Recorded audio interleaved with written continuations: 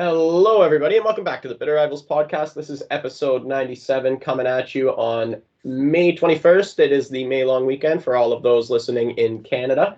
I hope you are enjoying yourself. So does I am Avery Roche. I don't know if I already mentioned that, but this is my co-host, Gitano Gallo.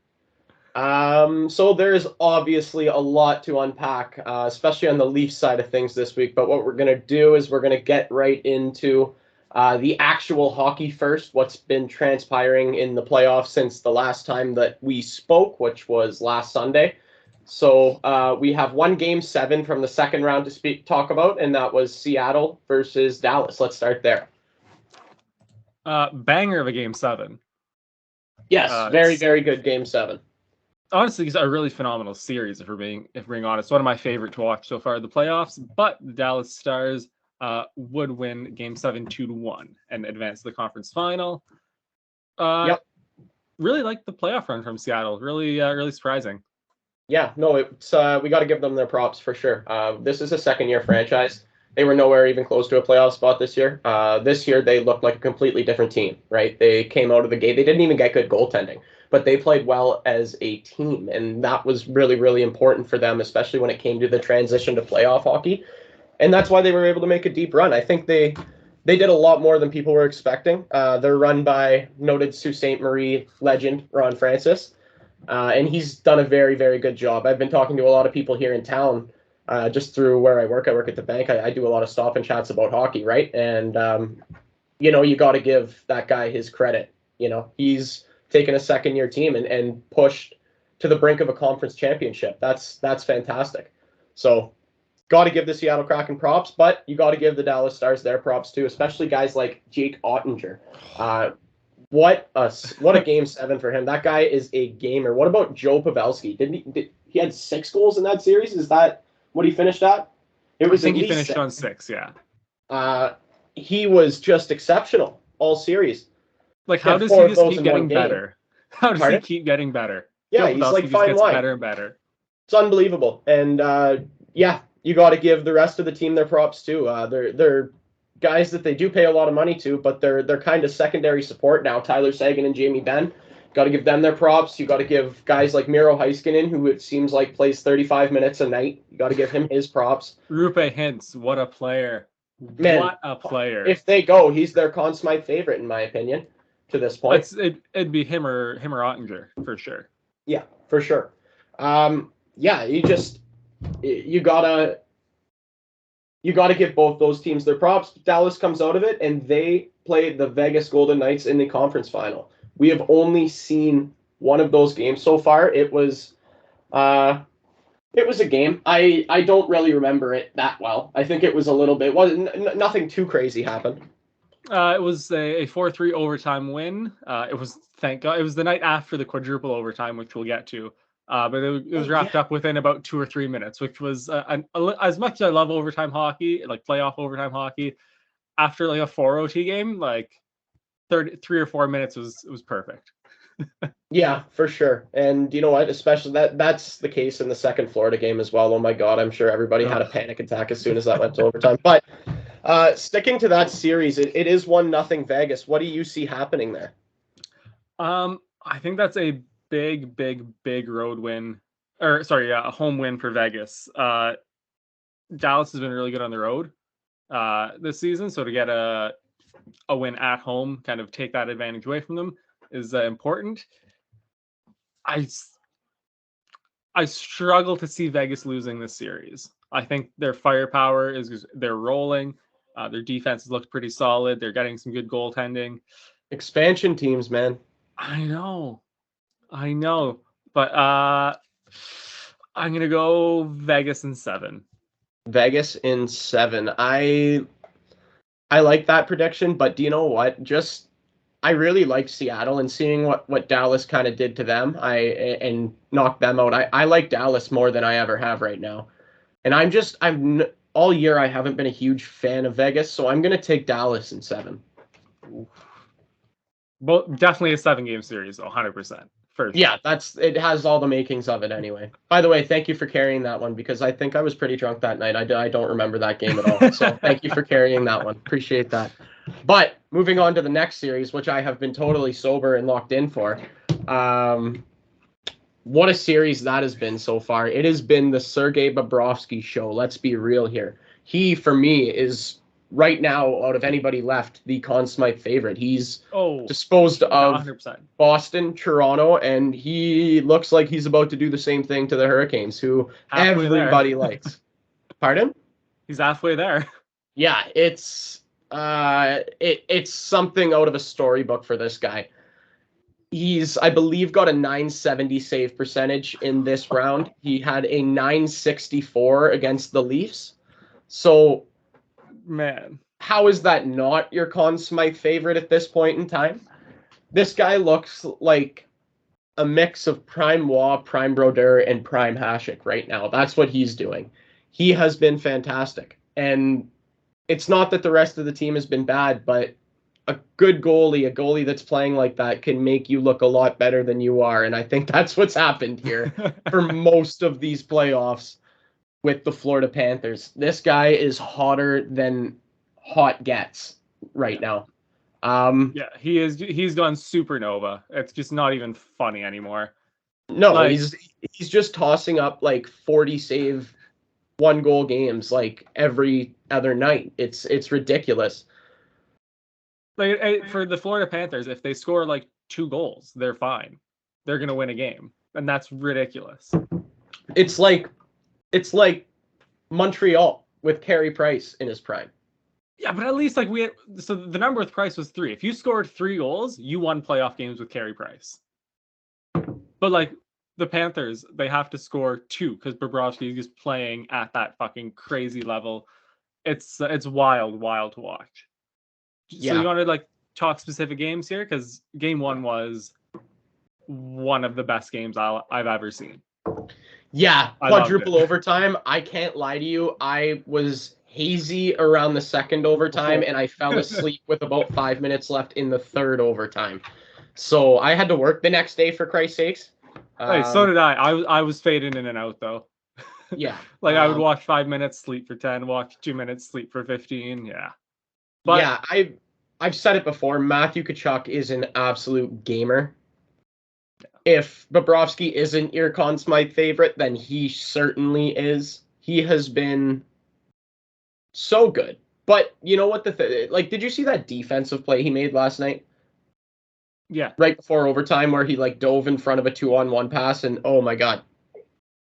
That was, and I was saying, my dad and I talked about that this morning, that particular play, and we both were like, I've seen Mitch Marner do that, but for some reason it's in October and not April.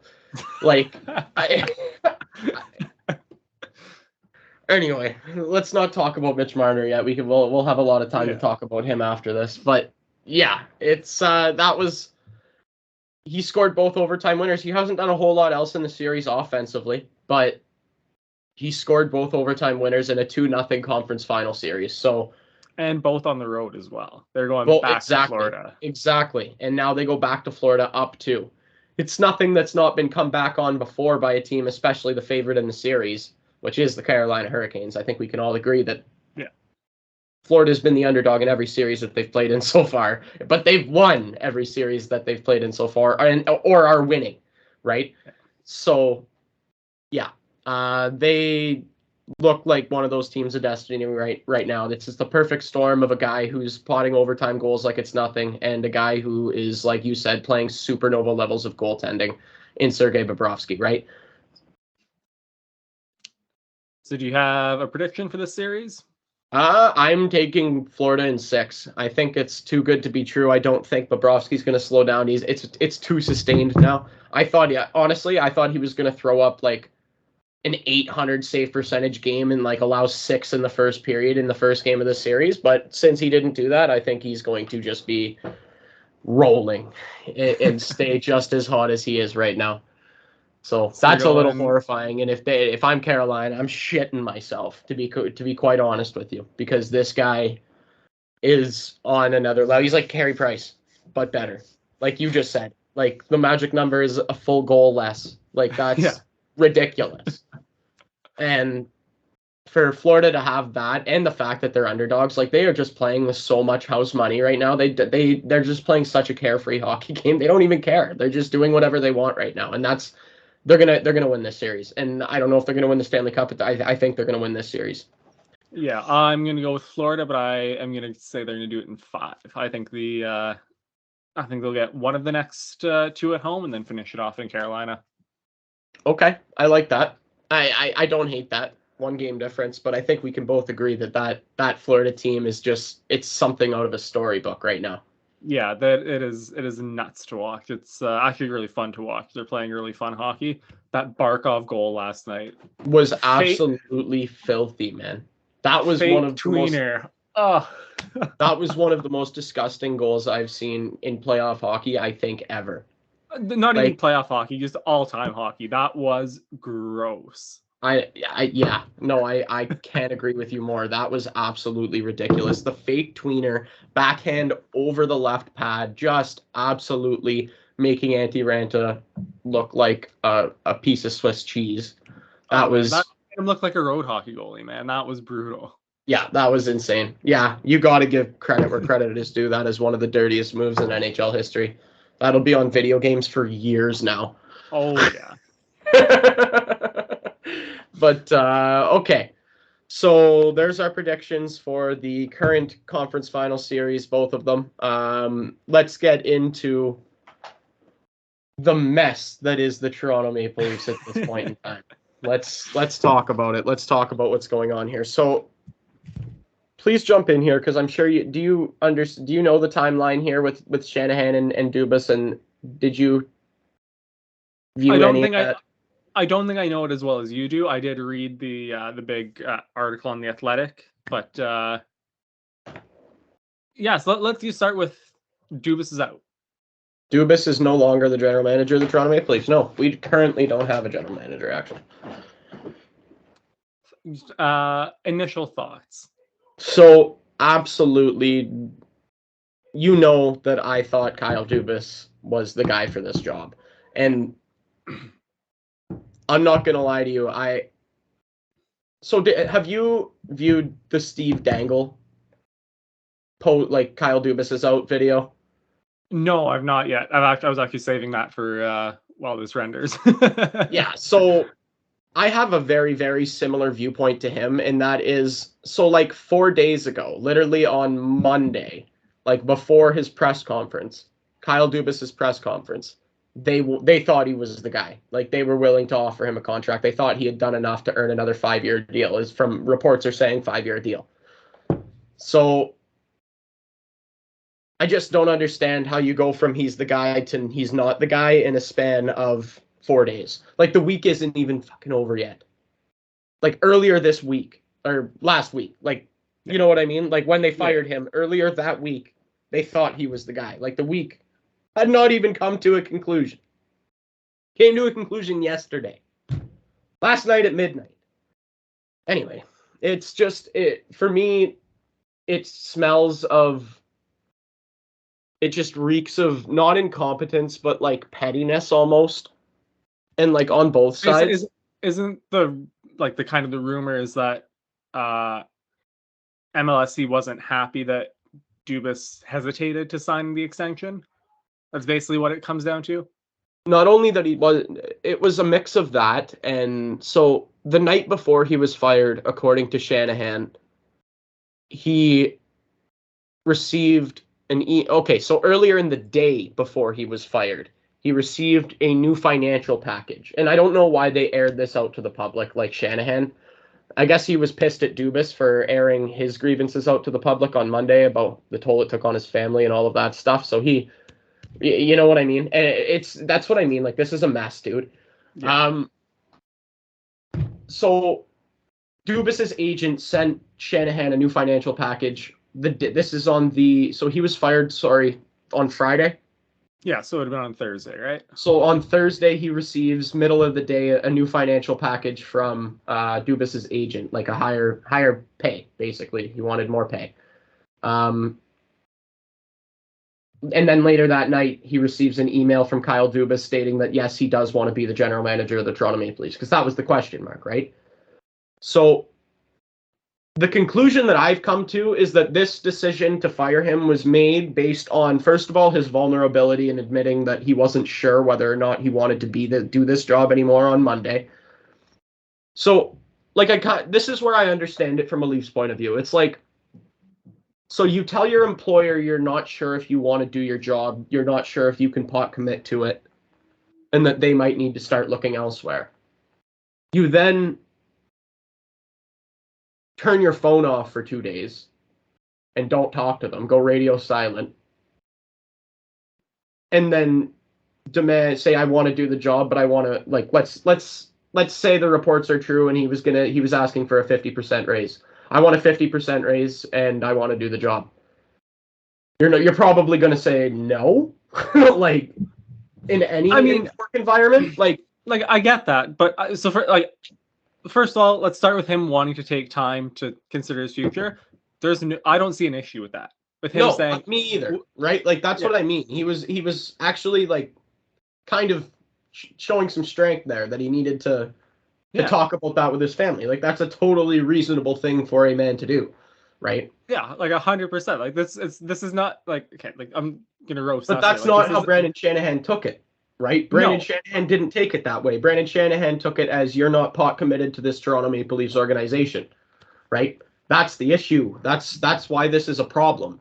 Yeah, is because that's the stance that Brandon Shanahan has took on that Monday press conference that Kyle Dubas gave.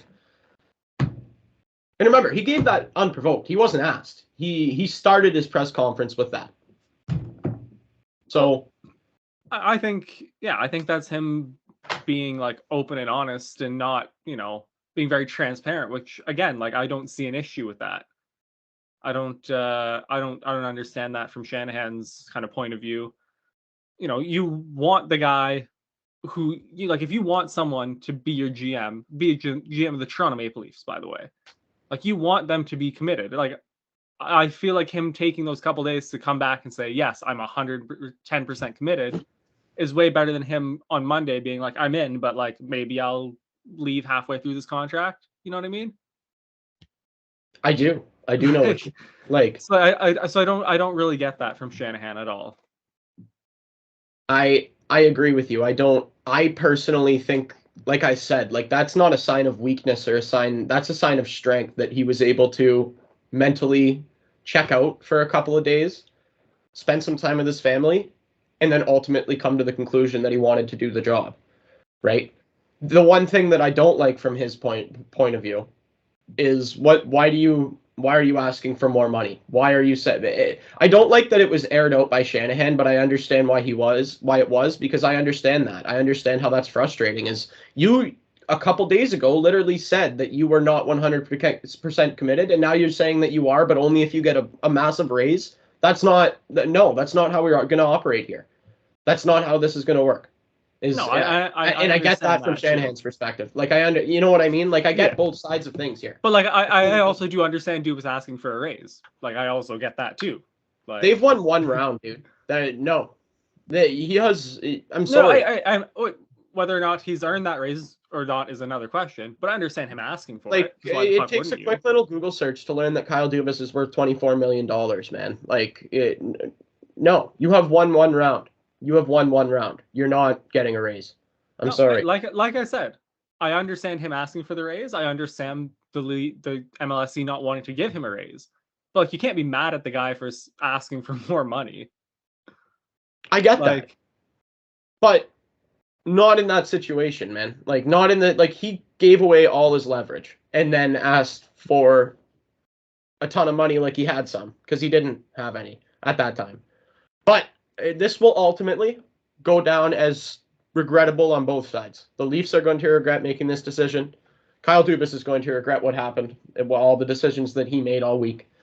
He's going to, both sides, because do you know what the other thing, and the other thing that I think the Leafs are pissed off about, and part of the reason that Dubas made, or that Shanahan made this decision, is I totally understand. You might want to have to go, you have to go talk to your family.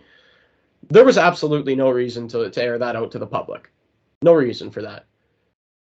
Like, you can feel that, And you can do that, but the public does not need to know about it. This is a very, very large corporation, dude. Like MLSE, the Leafs. You're allowed to have feelings. You're allowed to be a human, but why? Why let the public know? And Kyle Dubas, Brandon Shanahan made it very clear in his press conference after he fired Dubas that was part of the thing that frustrated him, is that it was a public affair, right? That's when he realized, oh, well, that was a point where his mind switched to, I might need to find somebody else to do this job, right? And once that seed got in Brandon Shanahan's head, not that the decision was made, but it became a real possibility, right? Like in his head that something was going to have to change. And that's ultimately what happened. Another thing that I think was interesting that Brandon Shanahan made put a lot of emphasis on the fact that working for the Toronto Maple Leafs is an absolute privilege. Like, it's not something that should be taken lightly. Working in the NHL in general is a privilege, but working for the Toronto Maple Leafs is something completely else. Like, something completely different. And if you are not 100% pot committed to this, we'll find somebody who is, I think was his philosophy when he heard those words spread to the public, right? No, and I get that, but like I said a few minutes ago, like I would much rather a guy take 5 days or 4 days to Yeah, but you don't determine have that to he's tell anybody about it. You don't even have to speak at that press conference, right? But like, yeah, I get that, but I don't know. I still think, well, here my 2 cents as not a Leafs fan is that there is not currently a better GM available than Kyle Dubas. No, I know. You have a guy who knows like your system, knows what's going on. You guys are, in the middle of like a cup contending window. I think whatever decisions they make in the next, call it couple weeks, maybe month, will determine if you guys win a cup in the next 10, 15 years. Well, if you bring in the wrong guy, it's over. You won't win. Credit to Steve Dangle for pointing this out. The next 5 weeks are going to determine like the short-term to long-term future of this club. Like, seriously, man. Because listen to like remember, we don't have a GM right now. Like, this is where this becomes a major issue. We don't have a GM. Like, our acting GM is we actually don't have one. We have a president and we have Brandon Pridham like as our assistant GM. That's all that's there. Jason Spezza. Let's just for a moment before we get into what the implications are here. That's what I was about to get into, but I just wanted to. Jason Spezza leaving is another sign for me that something's up here, man, because I don't know what would make him more committed, more loyal to Kyle Dubas than the Toronto Maple Leafs. Like, that's a bad sign, is it not? Yeah, because he handed in his resignation papers before Shanahan's press conference. I didn't realize it was before that's yeah. Like, according to Pierre LeBrun at TSN, that's what happened. He resigned before the press conference even happened, dude. Like, that's a sign of something is up in the team, within the organization, and I don't know what it is. But all reports are that there are a lot of unhappy people in that organization that Kyle Dubas was fired. And I am not, like, this is somebody that they have followed and been led by for the last 5 years, and they've been very happy about the decisions that he's made for the most part. I'm talking about players, I'm talking about coaches, other executives. Like, this is crazy for a lot of the people in MLSE, in the Toronto Maple Leafs, and it's going to be a very, very difficult transition into what's next, because they were very happy with the current leadership, right? And how it went down, I don't think is sitting well with a lot of people in the organization. The offering him a contract and then 4 days later firing him, like that, just a lot of people are very pissed about it, and I don't blame them. I'm pissed about it. Like, I don't know, man. It just feels like a bad call. It really feels like a bad call. Yeah, because like I said, like there's not a lot of, like, I've seen some of the names that are being listed that like Shanahan wants to interview, and like none of them are really that. No, like, we're talking level. Like idiots, man. Like, we're talking Like Is it like Chiarelli? The best of the group is to me Treliving. Yeah. Like, and even then, that's not phenomenal either. No, we're talking. So it was I've seen Treliving, Chiarelli. I've seen Burke, which I'll cry. I've seen. Bergevin, I've heard that name's in I've there. heard Bergevin. I've heard Doug Armstrong, but I've also heard a lot of people say that there's no way he would take on the role like under Brandon Shanahan. Like he would have to be president of hockey operations and make the last call on everything. Well, that, and he's also still currently the St. Louis Blues general manager. What, he has a clause in his contract that if there is an opening for the Toronto Maple Leafs GM, he can. As if it's that specific. I love that. It is. I love that. Yeah. So, anyway, but so other than him, like, because I didn't know that was the thing. Other than him, like, there's really no good options out there. No, it's tough, and like you said, Kyle Dubas is the best of the lot, like for sure. Of all the available GMs right now, Kyle Dubas is for sure the best of the lot. A lot of people would disagree with me based on the short term and high money value of the contracts he gave out to some hockey players, but I think other than those mistakes, we can call those mistakes, right? Giving only Matthews only a 5-year deal at fucking $11.5 million, or Marner a short-term deal, or Nylander a short-term deal. Like, these were all deals that we're getting hit in the face with right now, and he's not going to have to deal with, is he? Isn't that funny? Well, I mean, like, he was willing to deal with it, and MLSE just doesn't want him to anymore. So yeah, no, it's a tough look. Let's get into the implications now, and this is where I was trying to do earlier, and that's give Steve Dangle credit for pointing these out. So, in the next 5 weeks, July 1st, Mitch Marner has a no move clause kicking in. So if we're going to trade him for assets or to free up cap space, we got to do it before July 1st because he's not going to waive a no move clause. Interesting little tidbit here. Kyle Dubas's agent and Austin Matthews' agent work for the same firm.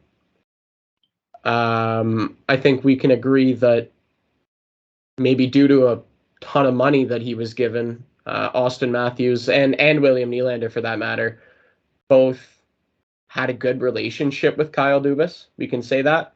We can agree with 100%. Well, even just watching the Amazon series a couple seasons ago, like, you could tell that there was, like, it wasn't just a business relationship. Like, they were like personable, like they got along there. Yes, and now what's happened is we've gone from almost, based on what Austin Matthews said after the season anyway, that he wanted to be a Leaf and he wanted to sign here and he wanted to get that deal done before the season starts.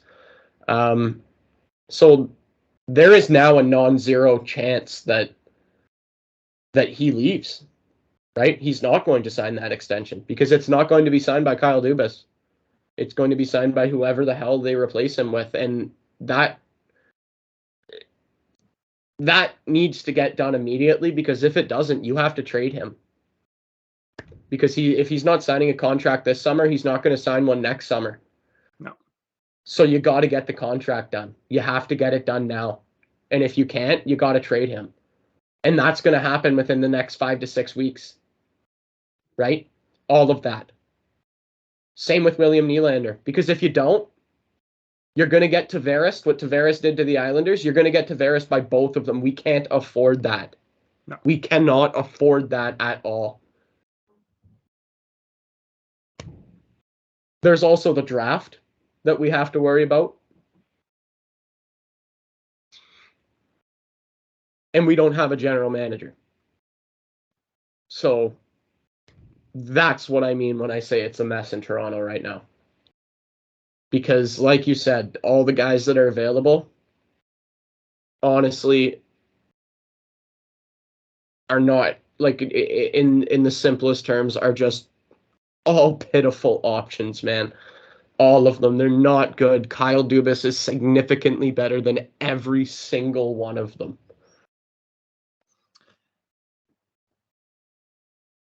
You know, it's because especially like in the situation the Leafs are in, like if you guys, let's just say hypothetical, like things had blown up, you guys are going to rebuild, like then you can give a maybe not as good GM a chance, right? Like you can Yes. give I'll throw him under the bus. So you can give Mark Bergevin the chance because like there's no more damage he could do. Mm-hmm. But like I said, you guys are in the middle of a cup contending window. Like you have to give it to someone who knows what the fuck they're doing. Yes. Yeah. And I don't think any of these guys that are available, know what the fuck they're doing. If I had a choice, I would promote Brandon Pridham. See, okay, so I know he's like the cap guru, and like obviously within the Leafs organization, very highly thought of.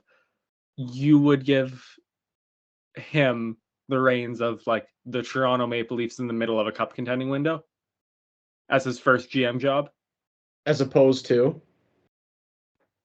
No, I'm not, and like that's I'm trying not to shit on the guy. I'm just saying like you like Marty St. Louis being the coach of the Habs is one thing because we're dog shit. Like you can have no experience with a dog shit team and learn and grow, and with that, you know what I mean? Would you want to do that with your GM in the middle of a cup contending window? Gitano, it's less about what he's capable of and more about what everybody else isn't capable of. And like what we've seen from the people that are available, they're all morons, like complete morons. Can we not agree on that? Pretty much. Other than Mark Like, Bergevin, I've got a soft spot for him. Mark Bergevin is a complete moron, dude. Bro, he Like, turned the Habs into cup contenders and gave up like Max Domi in a 7th. oh my goodness. They're morons. All of them are morons. Everybody's name who has been mentioned is a moron. Like, I'm sorry. Other than Brandon Pridham, I like that Tulski guy who is the assistant GM in Carolina as well. I do enjoy him. And I would like to personally nominate Jeff O'Neill.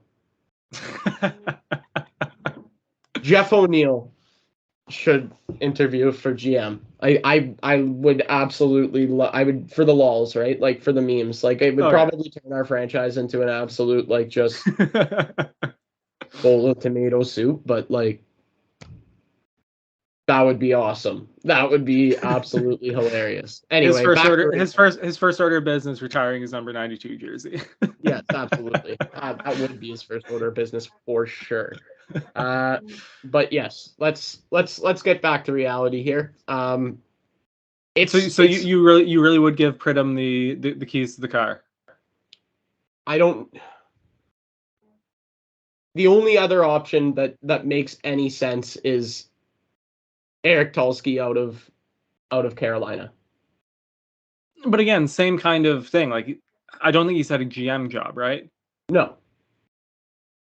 So yeah, so like maybe that's my thing is just like I don't see MLSE. No, I'm not saying that's what MLSE is going to do. No. MLSE is going to hire an idiot, but yeah, I'm just saying what I think they should do. All right, and you really would give a guy with like no, like you'd give someone their first GM job, the Leafs in the middle of the cup window. Did you see like yes or no? Yes. Okay. That's what we just did with Kyle Dubas. Not really. You guys weren't in the middle. You were like on the cusp of a cup contending window. He has been Leafs GM since what year? Fuck if I know. I forget. I should know that. Sorry. No, I thought you were like grilling me there. I was like, bro, I don't have that answer. Yeah, no, it's here. I gotta find this here. Kyle Dubas has been was the GM of the Toronto Maple Leafs. Well, he worked for them since 2014, but I believe he was the AGM at that point. Yeah, because he worked under Lou. Yes, he worked under Lou, exactly. And then when Lou was fired, so when was Lou fired? Lou Lamoriello was fired by the Toronto Maple Leafs in, hold up. 2018. So he's been GM since 2018. The Leafs have been a cup contender since 2018. That was his first GM job. He signed those guys after their entry level deals, right? Like he didn't draft them. So I had my time. I thought he was there a little earlier than that. So that's my bad. Yeah. Okay. So that's but like he did a good job. Like that's the thing. It's not like that worked out terribly. So I don't know why they're straying away from that philosophy now. Like, yes, they've only won one round, but they have been some of the best teams regular season wise in Toronto Maple Leafs history. Like seriously, they have been. Oh yeah, no, you literally can't argue with like the statistically proven. Yes. So I think if that's what MLSE is thinking, then I think what their mindset is, the team can the regular season's fine. That's not the issue. It's getting them over the line in the playoffs. But again, I don't think any of those GMs, bar Mark Bergevin, have experience kind of getting big playoff results. Yeah. I don't know, so, man. Like, I don't know what they're gaining there. Yeah. Right. That's kind of the situation that we find ourselves in, though. Yeah. Is a plethora of terrible options after firing the best option for every other team searching for a GM. Yeah. So it's and I think the big thing here and that what we have to avoid is if this affects Matthews signing, then it's just an all-around failure. Yeah. It's just a failure. Like there's no other way to say it. That's about all I have on that, man. It's going to be a very, very interesting like week or two here because they need to find a guy and they need to find a guy fast. As of recording, Keefe is still employed. Keefe is still employed as of recording, unless it's happened in the last like 38 minutes. He's double checking quick here. I don't see anything. Craig Conroy has been named GM of the Calgary Flames while the Maple Leafs begin the GM process in earnest. Darren Dreger 1 minute ago. Okay. So it doesn't seem like anything. But Craig Conroy in as Calgary Flames general manager. Thoughts? Great player. Loved him in the 2004 Cup run. I have no idea if he has any experience in management, so I don't know. Yeah, I don't believe he's ever been a general manager before. I believe he has definitely not a GM, but I don't even know if he's been like an AGM or a special assistant or what the fuck. So I believe he has had executive positions in the past. Yes. Okay. But yeah, interesting. It's always great when you get an old player in there. Throw a name out there for the Leafs, Dougie Gilmour. That would be electric. That would be awesome if Dougie Gilmour was GM. I would buy that. Anyway, Craig Conroy. See what happens there. He's inheriting some interesting contracts, some aging contracts, and a goaltender who some nights can be a world beater and some nights can look like an ECHL player. So, I don't disrespect the ECHL like that. There's some fucking good tendies down there. Yeah. Jacob Markstrom is really something some nights, man. Some nights he's so good, but some nights he literally looks like a bantam player. Shooter tutor. Yeah, it's bad some nights with that guy. Anyway, so good luck with that, Craig Conroy, because you have a shit ton of bad contracts. New contracts that are just kicking into, like you got like 7-8 years of these guys to deal with. So these paying Barkov 10.5 till 2031. Barkov? Huberdeau. Or not Barkov. Huberdeau, sorry. Yeah, no, not Barkov. And what's the Kadri deal and what were his numbers this year? Could you get those for me quick? I can do that for you. Let me get cat friendly. Because those are pretty terrible too if I do remember so myself. All right, so we're looking at Here, I'll get. What are you on contract? Yeah, I'm on contract. Okay, I'll get the points. What's his deal? He's getting $7 million till the end of 28-29. and he had 56 points. He was a minus 19 in 82 games played this year. That's not great. Which That's is not about great. it. Which is about his dude. Listen to this. This is insane. Last season was literally the most average Nazem Kadri season that you listen to this. Career 821 games played. Last year 82 games played. Career 243 goals. Last year 24 goals. Career 325 assists. Last year 32 assists. Like that's he insane. literally had statistically the most average season of his career. That is absolutely insane. Dude, it's literally that is insane.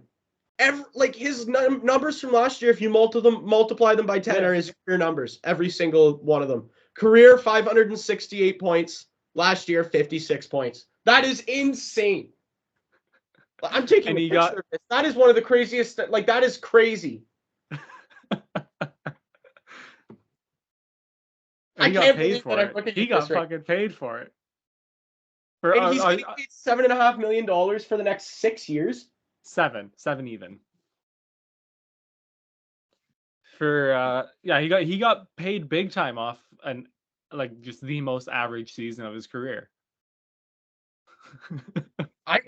This is like witch magic, dude. Like I can't. This is weird.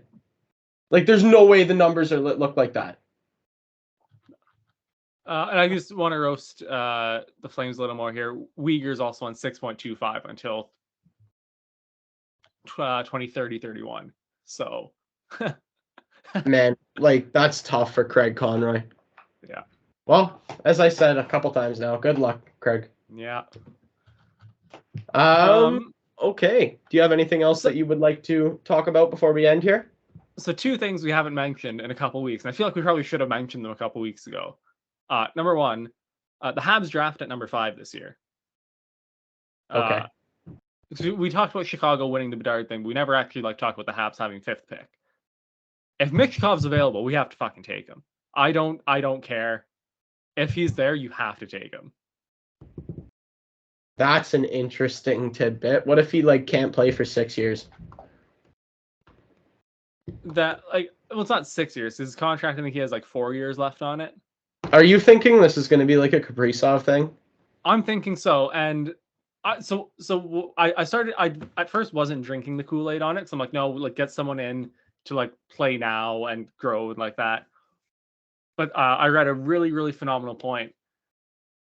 If the rebuild for the Habs kind of goes as planned, in 3-4 years, we should be a contending-ish team, right? You bring in a goalie, we need probably a little more on defense, another top 6 forward. Caulfield and Suzuki, Slavkovsky, Doc, all these guys all grow and get better. And then you bring in Michkov, who, along with Bedard, broke the fucking Jay Fresh's model for prospects, right? Those two have destroyed the model. Yeah. If you can bring him in at, a couple years older on an ELC, money for 3 years. So I'm sold on it 100%. 100% I'm sold on it. if he's there at 5, crazy. You have to take him.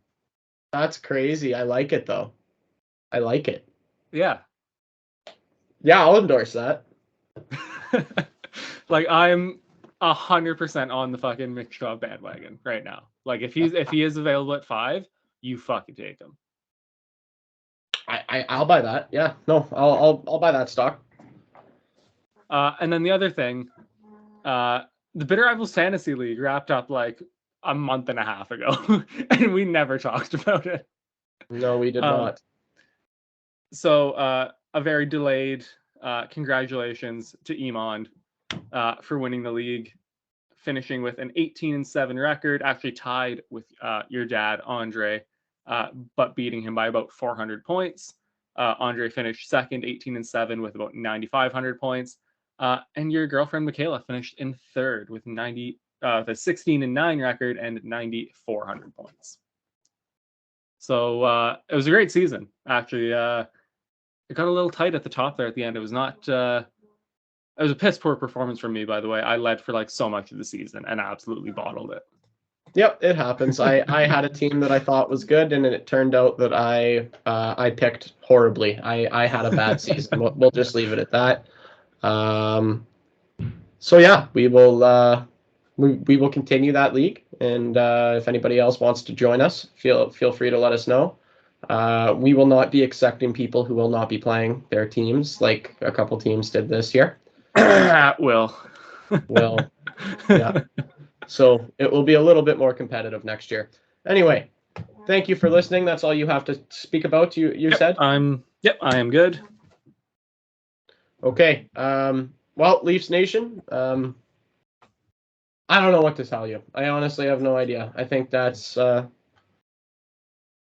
we're just gonna have to wait and see what Shanahan does, because right now he's a loose fucking cannon. Let's be completely honest. Thank you for listening to this episode of the Bitter Rivals podcast. It was episode 97. Make sure you follow us on all platforms, including YouTube, Instagram, Twitter. We have a couple accounts there. Follow me on Twitter. I've been going at a little more hockey takes with my personal account rather than from the Bitter Rivals account. So give me a follow too, at Avery Roush, and check out the TGEM platform. Check out all content on that platform, including ours. There's sports podcasts along with tons of other entertainment value. So go check that out. And we will catch you next week for episode 98. Review a little bit of round 3. Thank you very much.